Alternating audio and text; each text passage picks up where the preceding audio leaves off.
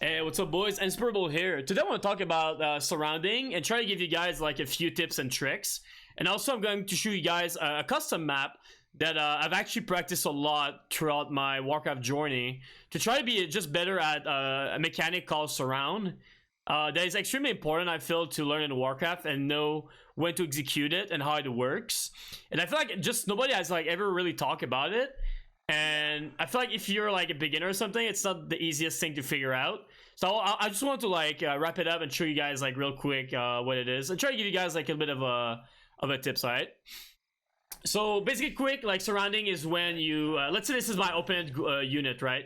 Let's say this is my army, this is my opponent's unit, and then I try to put myself around it and then boom, move towards it and block every single hole that the ghoul could actually escape. Could be a hero, could be a fiend. Usually you don't want to surround a ghoul because it has a very small hit box and it is very hard to basically block every access. So basically I want you guys to look at your keyboard right now. I'm assuming you guys have a QWERTY keyboard, like 99% of people in North America.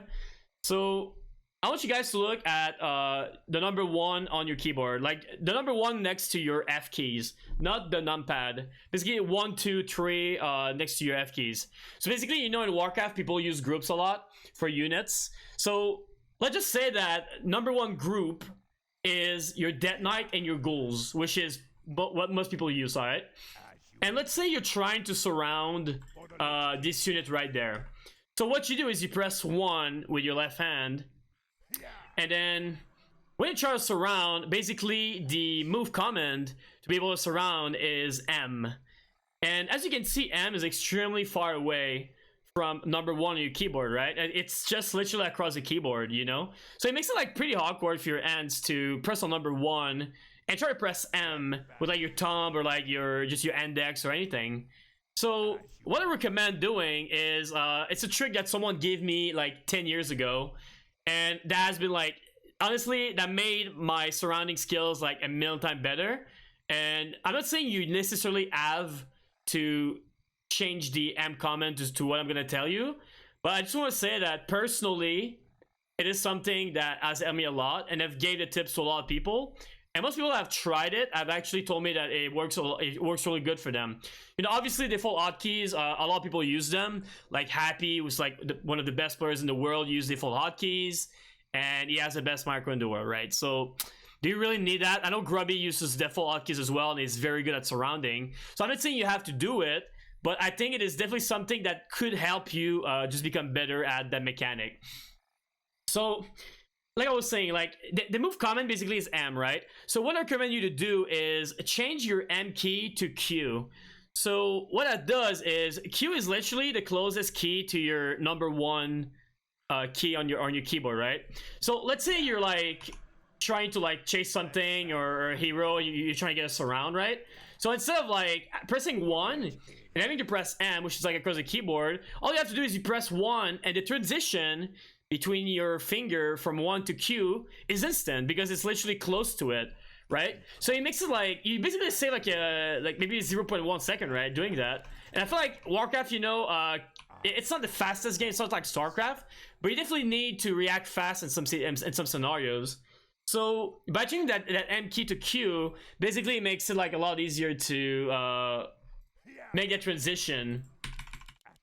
And also I just want to point out that if you're trying to surround and instead of moving, pressing the move command, you're pressing the attack command, right? So let's say this is my target right there, and I'm coming and I want to surround this guy, and I do this, and I position myself around it, and I attacked, right? Like, do you notice that there's like some of a range? Like, even though ghouls are melee units, there's still some sort of a range, right? And what that does is a ghoul still has a hole to get out, pretty much. And I see I see this more than you guys think. Like, a lot of people that are not even bad at the game, they're trying to surround me. Like, either they sleep my hero with a Dreadlord, and they have like 100% chance of getting us around. What they do is they're going to position themselves around it, like they should, but they're going to attack it, and then it just gets away. So instead, just try to do this. You try to use it, like, even if you don't want to change your move command to Q, like, it's okay, you can still use M. but you really need to use the move command. So I'm gonna use the move command for the second shot right there instead of the attack key. So watch this. So instead of trying to position myself here, and I'm boom, boom. Okay, I failed it. Let's see. Okay, you try to surround it right there. So do you see this? Like I'm like a lot closer than when I'm just attacking like this, right? So that's definitely one thing. And also, I would like to point out that let's say you're sleeping a hero and the target is not moving, or you're bolting with a Mountain King, or you have an ensnare, or basically any crowd control. So let's say you have 4 units and you want to make sure that you get that surround, is that you need to basically make a square. So basically in WarCraft you can surround with a minimum of 4 units. Of course with 3 units if you can use the environment like a tree or a rock or a building or anything, you know, you get my point. So basically what you do is you're going to do this like a square. A triangle doesn't work, unfortunately, in case you guys are wondering. There's still quite yeah, there's still quite a lot of gap, you know. And I just want to say that, you know, surrounding is not really something that you always do, but I feel like sometimes it's a really great way to maximize your DPS when you're playing ghouls instead of just attacking units, because ghouls are pretty quick when you have the aura, and it makes it a lot easier to get kills by just learning how to surround. And also I don't really recommend surrounding with 4 units. I surround you do it with a minimum of 5 when you're in the middle of a fight, but it's very situational, right?